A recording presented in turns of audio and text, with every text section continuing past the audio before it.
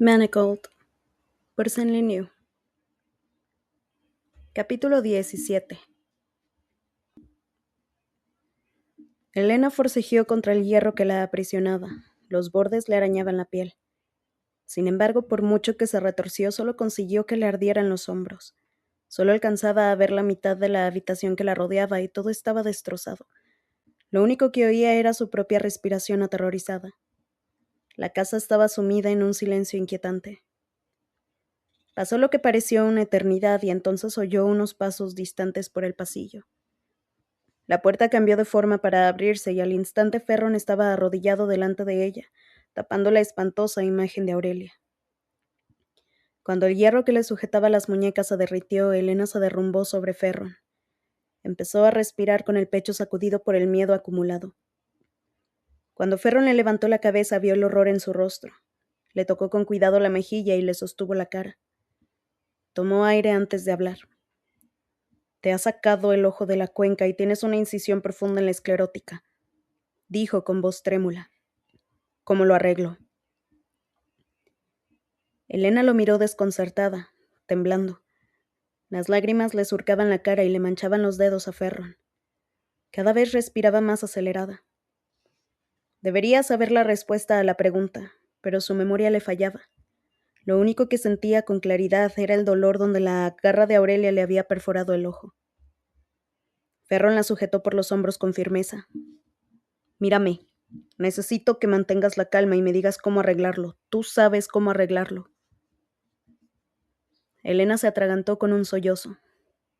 «Piensa, Elena». Ella era sanadora. Alguien tenía una herida en el ojo. Tenía que proceder con eficiencia si no quería que perdiese la vista. «Concéntrate». Cuando se perfora una esclerótica, comenzó con voz temblorosa, desvanándose los sesos para recordar el procedimiento. No tenía ni idea de cómo explicárselo a un vivemante novato. Nunca le había enseñado a nadie a sanar. Además era inútil. Ferron podría reparar el tejido dañado, pero no le devolvería la visión. Seguiría estando tuerta. Se vino abajo al pensarlo. «Vamos, sabes cómo hacerlo, dímelo». Elena tragó con dificultad. «La resonancia debe establecerse mediante el contacto», explicó apenas en un susurro. «Empieza en la parte más profunda y replica el tejido con la forma del tejido que lo rodea. No se reproducirá como la piel, que lo hace por sí sola. Tienes que regenerar la estructura por completo, capa a capa». Esa sencilla respuesta habría desanimado a cualquier sanador con experiencia. La regeneración era un concepto básico, pero recomponer el tejido podía ser una tarea extenuante que entumecía la mente. Era como ver a alguien rascándose. Provocaba picor en el cerebro, pero había que mantener la concentración en todo momento. Ferro no entendía el procedimiento. Aún así, colocó las manos sobre las suyas, dedo sobre dedo, y Elena se percató de que sentía levemente su resonancia a través de las yemas de los dedos, aunque la sensación se cortaba al llegar a las muñecas. «Enséñamelo». Tenía las muñecas llenas de moretones. Sintió dolor en los huesos cuando movió los dedos, pero lo ignoró. Se centró en esa intuición que había estado ausente durante tanto tiempo y sintió el ojo mediante la resonancia de Ferron, que fluía por las yemas de sus dedos. La transmutación siempre empezaba con un roce inicial que forjaba la conexión. Una vez establecida, el alquimista cedía espacio a sus dedos para manipular el canal. Elena movió los dedos con cautela, guiando los dedos de Ferron, y fue entretejiendo filamentos invisibles de energía hasta conformar un entramado de tejido frágil. Los ojos plateados de Ferron parecieron iluminarse al imitar sus movimientos. Sintió un tirón en el centro del ojo. Gimió, pero se mantuvo firme. Era como si le metieran una aguja en la incisión y pasaran un hilo una y otra vez. Necesitó toda su fuerza de voluntad para no apartarse, para concentrarse en el débil rastro de la resonancia y continuar creando la compleja estructura regenerativa. A pesar de lo pequeña que era la herida, le llevó una eternidad arreglarla. Ferron no se detuvo, ni siquiera cuando Elena sintió calambres en los dedos y dejó caer la mano. Aquello le provocó un dolor que le dio ganas de gritar. «¿Y ahora?», preguntó Ferron en cuanto terminó, sin darle un segundo de respiro. Elena respiró hondo. En, en caso de dislocación ocular, dijo en un tono mucho más tranquilo de cómo se sentía. Hay que recolocarlo con cuidado, para no dañar el nervio óptico. Más todavía. Fue como hacer girar un botón. Ferrón tuvo que apretar para meterle el ojo, que encajó en su sitio con un sonido nauseabundo. Elena parpadeó lentamente. Le dolía el ojo. Estaba seco y pegajoso después de haberlo tenido fuera tanto tiempo. ¿Cuánto puedes ver? Preguntó Ferron levantándole la cara para que lo mirase. Le rozó la mandíbula con las yemas de los dedos y con el pulgar recorrió el tajo que Aurelia le había hecho en la mejilla. Elena lo miró fijamente y se tapó el ojo derecho con la mano. Tenía el rostro de Ferron a unos centímetros, pero solo veía un borrón oscuro. Nada. Se le rompió la voz y se le encogió el pecho. Luego se tapó la boca con la mano para camuflar un sollozo. ¿Qué más tengo que hacer? ¿Cómo lo arreglo? La sujetó por los hombros sin permitir que se viniera abajo. Elena negó con la cabeza y se llevó las manos a las sienes. Seguramente haya dañado el nervio óptico, pero...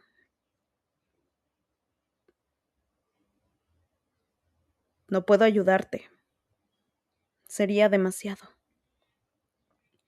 Ferrón presionó los dedos contra su ojo y Elena sintió que su resonancia se desplazaba por el nervio hasta el cerebro. Su cuerpo reaccionaba de forma violenta ante aquella presencia, pero el sumo inquisidor la mantuvo quieta. Un calor se extendió por su cuerpo. Ferrón estaba llevando a cabo el mismo proceso de regeneración para sanar la lesión que tenía entre el ojo y el cerebro. Se le escapó un gemido gutural entre dientes. Ferrón apartó la mano y la miró fijamente. Ahora lo veía con más claridad, como si se asomara a una ventana en un día muy nublado. ¿Ves algo? Preguntó con brusquedad. Tienes el cabello claro. Creo que distingo un poco tus ojos y tu boca. Bien, vamos avanzando. ¿Ahora qué? ¿Quería hacer más? Gotas de atropina, de belladona. Dilatará la pupila y evitará que se tense mientras se recupera el tejido. Traigan el botiquín, le ordenó Ferron a los sirvientes. Todos estaban inmóviles. Como el sumo inquisidor le estaba dedicando toda su atención a Elena, se habían quedado inanimados. Uno de ellos cobró vida y salió corriendo por el pasillo. Tengo que encargarme de Aurelia, añadió. Espera aquí. Elena asintió y se dejó caer. Observó con ojos vidriosos que Ferrón se giraba hacia su mujer. No tuvo ni que tocar el metal retorcido que la envolvía. Con un ademán, la maraña de hierro se apartó y regresó al suelo y las paredes. Ferrón se arrodilló y colocó 2 dedos en el cuello de Aurelia.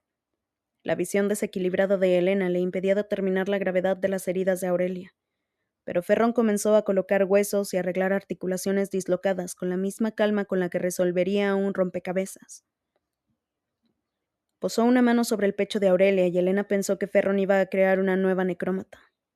Sin embargo, Aurelia gritó y se levantó del suelo con los ojos abiertos, absolutamente aterrorizados. ¿Qué? ¿Cómo has? Masculló Aurelia. Se llevó las manos al pecho, a los costados y se palpó todo el cuerpo desconcertada. ¿Cómo? ¿Cómo es posible que estés aquí? Esta es mi casa. Ferrón imprimía rabia en cada palabra que pronunciaba. Pero, ¿estabas en la ciudad? Aurelia parecía más histérica por eso que por todo lo demás. ¿Acaso no recordaba lo que Ferrón le había hecho? ¿O era demasiado para que pudiera asimilarlo por completo? Sí, así es, me causaste un gran inconveniente al obligarme a marcharme en mitad de una ceremonia. Pero, ¿cómo has conseguido? Aurelia contempló el destrozo de la habitación. ¿Crees que los necrómatas son lo único que puedo controlar a distancia? Esta es mi casa y el elemento de mi familia. Elena lo miró atónita. Lo que decía le parecía imposible. No había forma de que alguien pudiera transmutar el hierro desde la distancia, sobre todo de esa manera. Aunque la resonancia de Ferron superaba todo lo que Elena había visto, no podía creer que pudiera extender su poder desde la ciudad y controlar el entramado de Punta Ferrio con tanta precisión. Tendría que hacerlo a ciegas, sin saber lo que estaba sucediendo, a menos que... Miró hacia el ojo del rincón. No, ni siquiera así era posible. Cuanto más lejos se estaba del objeto a transmutar, mayor esfuerzo había que hacer. Si lo hubiera hecho desde una ala distinta de la casa, ya debería estar muerto, disuelto en la nada como una estrella que emplea demasiada energía al colapsar. Había sucedido en alguna ocasión en las fábricas, cuando la disposición de los sellos de transmutación había resultado ser demasiado poderosa. Los alquimistas se desintegraban.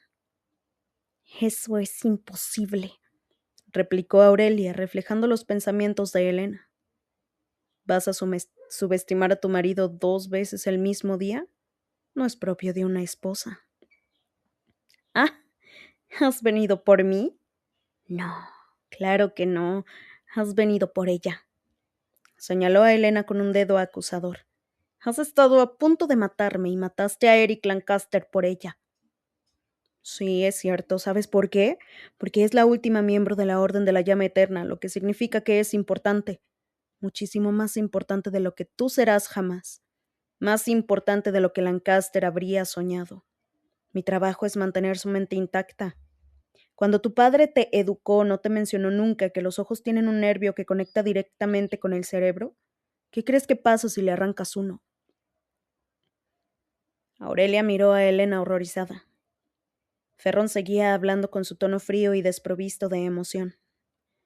He intentado ser paciente contigo, Aurelia. He pasado por alto tu comportamiento indecente y tus intromisiones mezquinas, pero recuérdalo bien. Para mí no eres más que un elemento decorativo. Si vuelves a acercarte a ella o a dirigirle la palabra, si tan siquiera pones un pie en esta ala de la casa, te mataré. Y lo haré lentamente, tal vez en el transcurso de un par de noches. No es una amenaza, sino una promesa.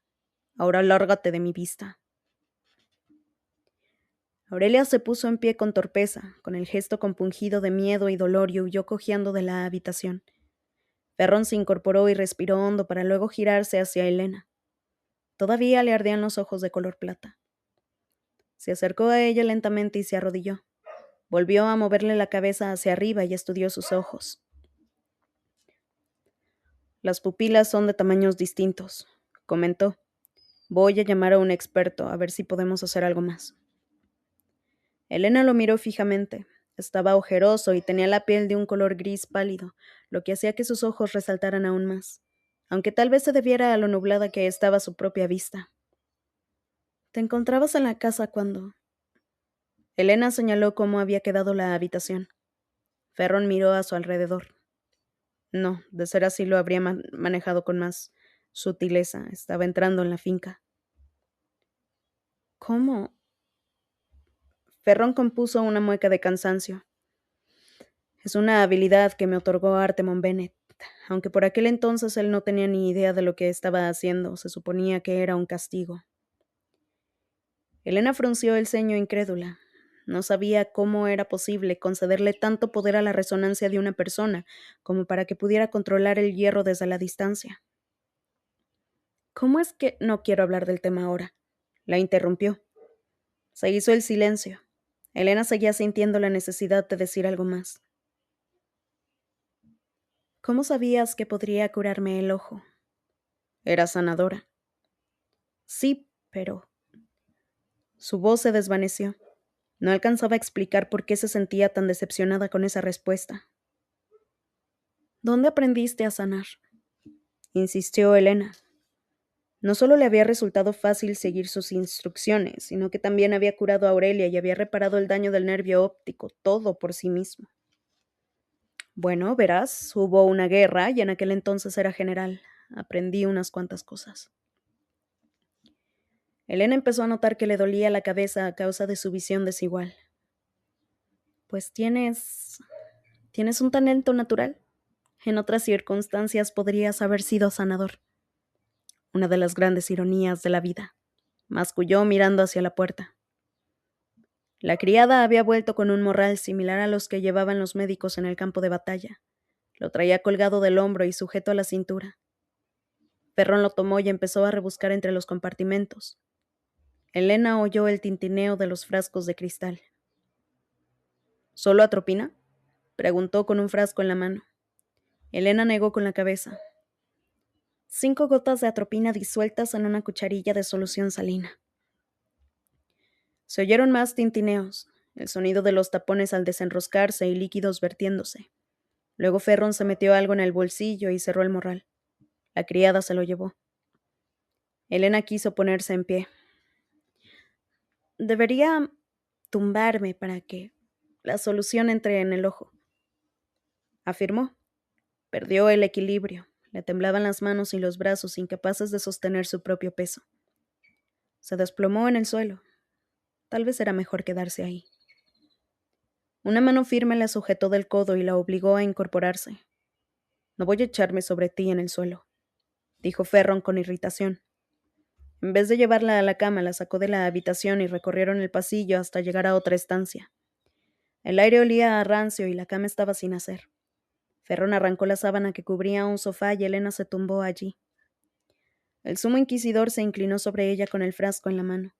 Cada vez que parpadeaba, la vista se le volvía más borrosa. Obscuridad, luz, obscuridad, luz.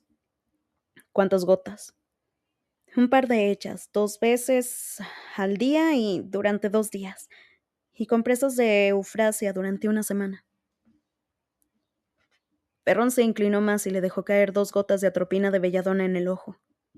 Elena lo cerró para evitar que se derramaran. Sintió que le rozaba la mejilla con los dedos y el corte desapareció. Las criadas te prepararán esta habitación. Elena contó los pasos que se alejaban y se cubrió el ojo izquierdo para verlo antes de que se marchara. Ferrón se tambaleaba y tuvo que agarrarse al marco de la puerta para recobrar la compostura, como si hubiera perdido el equilibrio. Cerró los ojos de nuevo y se sumió en el silencio atronador de la casa. No llores, no llores, se dijo a sí misma. Oyó entonces que llegaban las criadas.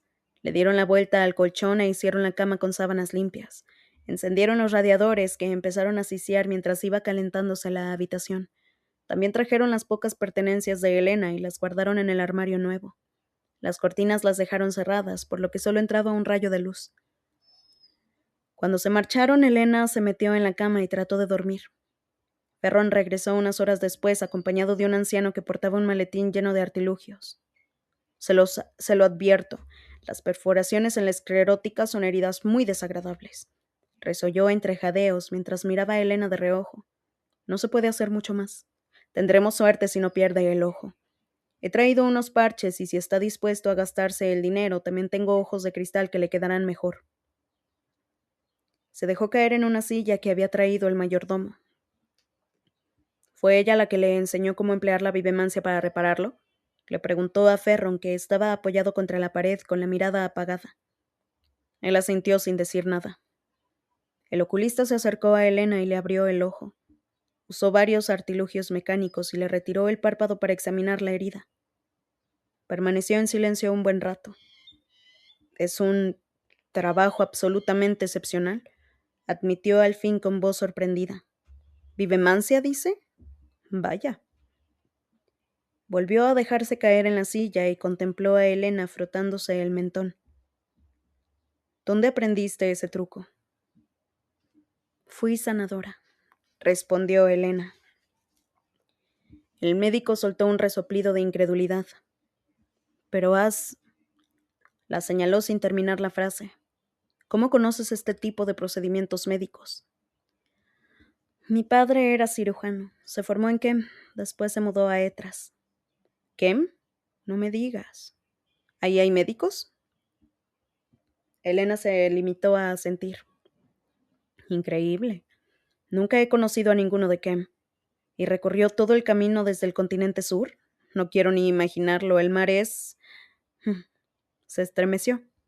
¿Olas del tamaño de montañas? No, gracias. Dicen que es un pasaje traicionero hasta que la latencia de verano. No quiero ni imaginar cómo será vivir en las regiones costeras. Debes de estar agradecida de vivir ahora tierra adentro, lejos de todo eso. Elena lo miró fijamente. El oculista la examinó a través de distintas lentes, mascullando para sí y retorciendo diversos tornillos. Por último le enfocó la cara con una linterna y volvió a sentarse. Creo que te recuperarás por completo. Miró a Ferron. Que no se acerque a la luz y que tome belladona 2 veces al día. Es muy probable que solo le quede cierta deficiencia visual. Elena observó con un ojo cómo se ponía en pie y recogía sus instrumentos. Acto seguido, con un gesto teatral, se giró hacia Ferron y se estiró el abrigo con pomposidad. Debo decir que tiene aquí a una sanadora excepcional. Cuando me contó lo que había pasado pensé que acabaría perdiendo el ojo. Tenemos unos cuantos vivemantes en el hospital y causan más problemas que soluciones. Siempre creen que saben más que los médicos, pero lo único que hacen es tratar los síntomas sin molestarse en entender cómo funciona lo demás. Una pandilla de inútiles. El médico volvió a mirar a Elena. Su mirada se posó en los grilletes que tenía en las muñecas. Una pena, masculló para sí. Qué pérdida de talento. Ferron emitió un gruñido que no decía nada. El médico se giró hacia él ruborizado. Y usted, señor, es increíble que haya hecho una sanación tan delicada imitando sus movimientos. Me parece impresionante. Debería trabajar en el hospital. Eso me han dicho, replicó Ferron con una sonrisa falsa. ¿Crees que me contratarían después de que asesinara a alguien de la sala de espera? El hombre palideció. Bueno, me refería si no hay nada más. Te acompaño, dijo Ferron, marchándose. Elena tuvo que llevar durante un tiempo un parche en el ojo izquierdo. Ferron venía puntualmente para suministrarle las gotas de atropina. Era evidente que no se fiaba de que los sirvientes manejaran belladona cerca de Elena. Cuando dejó de necesitar las gotas en los ojos, le trajeron compresas frías de eufrasia. Acababa de dejar de usar el parche cuando Stroud regresó. Por lo que me han contado, has tenido un mes de lo más desafortunado, dijo mientras Elena empezaba a desnudarse para el examen habitual. Seguía viendo de forma desigual que no era capaz de enfocar la vista del todo, pero Stroud empezó a examinarla igualmente. La vivemancia apuntó algo en su ficha y le pidió a Elena que se tumbara. Luego se pasó más de 1 minuto tocándole el estómago y la zona baja del vientre. Perfecto, pronunció al fin. Dio un paso para atrás para tomar notas. Por fin estás lista.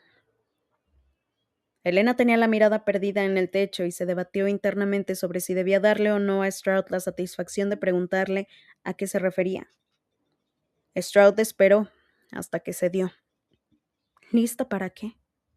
¿Para participar en el programa de repoblación? Elena la miró desconcertada.